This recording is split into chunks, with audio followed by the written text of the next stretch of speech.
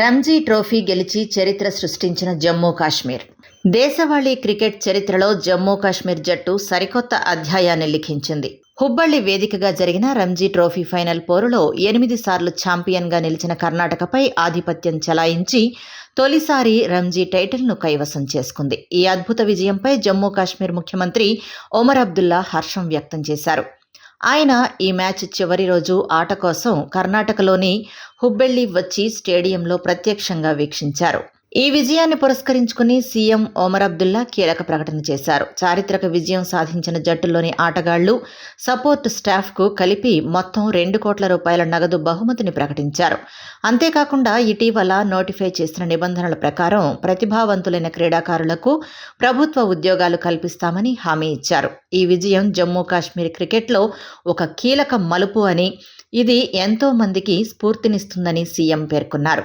Match విషయానికి వస్తే పరస్ డోగ్రా నాయకత్వంలోని జమ్మూ కాశ్మీర్ జట్టు మొదటి నుంచే పట్టు బిగించింది. తొలి ఇన్నింగ్స్లో శుభం పుండిర్ అద్భుత సెంచరీ, ఇతర బ్యాటర్ల సహకారంతో 584 పరుగుల భారీ స్కోరు సాధించింది.